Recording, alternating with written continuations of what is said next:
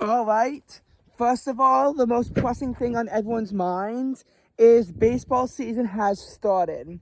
Every team will be playing a game today. The Chicago Cubs are currently leading the Milwaukee Brewers 4-0 in the middle of the fourth inning right now. Plenty of time for things to change. The Brewers could make a comeback. We have to hope that they don't because we like the Cubs and we don't like the Brewers here on Gutman and I. And let's just hope the Cubs have an awesome season. They haven't been to the postseason since 2020, have not been past the wild card since 2017. So the Cubs are overdue for some playoff success. And I'm not saying they're going to win the World Series. That might not happen until 21-24. But we can at least watch them get far in the postseason. That being said, baseball is not the most pressing concern right now. The most pressing concern is basketball because the NBA season is coming to its close.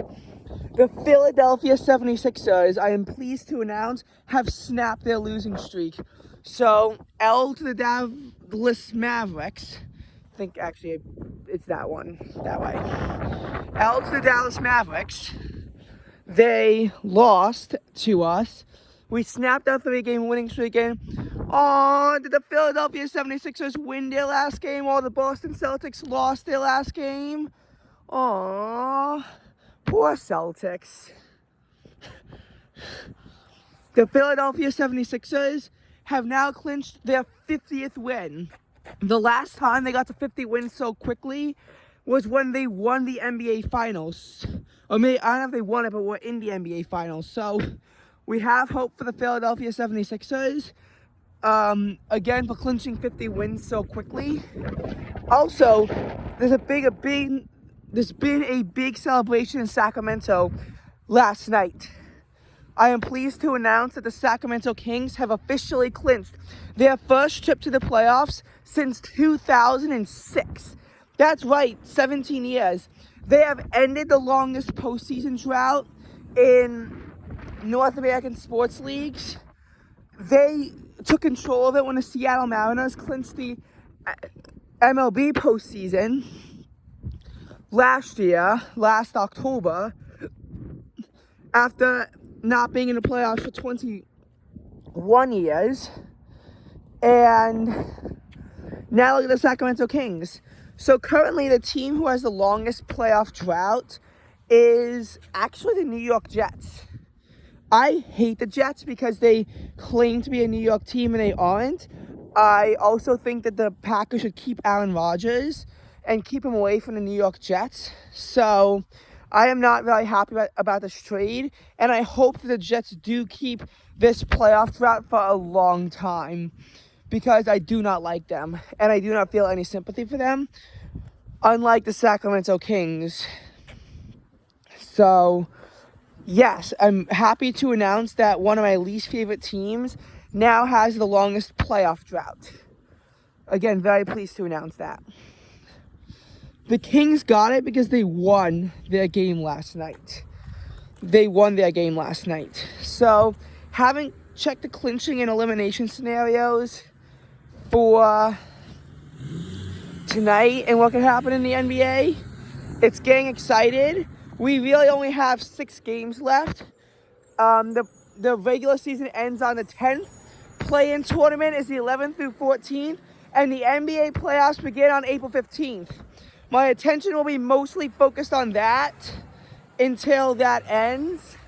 Now that the 76ers have Joel Embiid and James Harden back, I mean, they could just destroy anyone now and potentially put together another big win streak, similar to what happened, between games 63 and 71, or 64 and 72, or maybe 64 and 71, somewhere between that.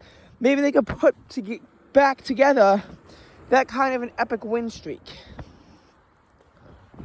Now that their team is healthy. Hopefully their team can stay healthy all the way through the NBA playoffs as far as they may go. Again, there's been a lot of heartbreak in Philadelphia because of the very sad Eagles loss to the Kansas City Chiefs.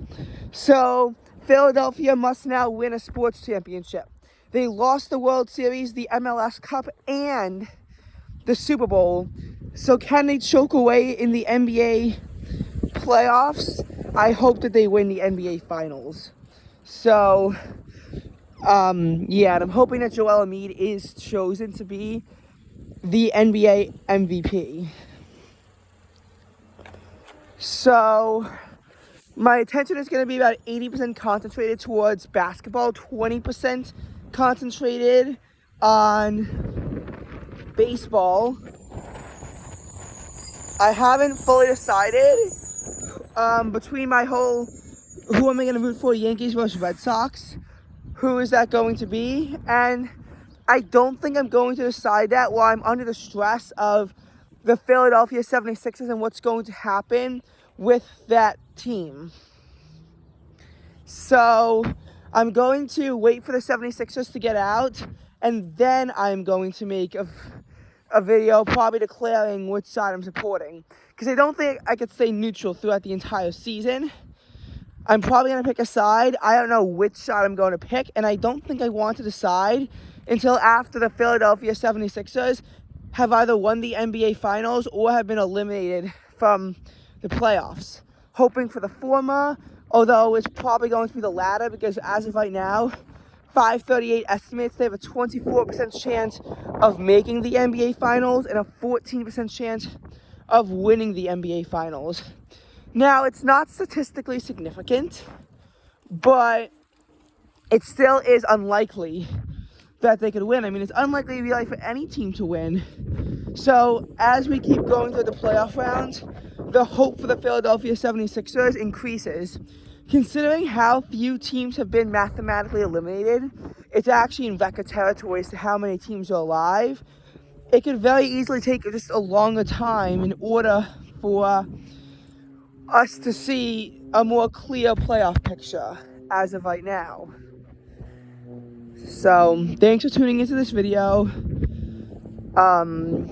In case you're wondering again about me tracking the Chicago Cubs for baseball, as much as I would like to, Philadelphia 76ers do come first, considering how the end of the season is.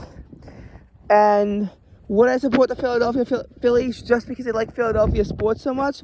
I actually would. I don't really like any of the NL East teams that much. So I would, in fact, throw my support behind the Phillies to get the NL East title. So, Mets fans, please don't kill me.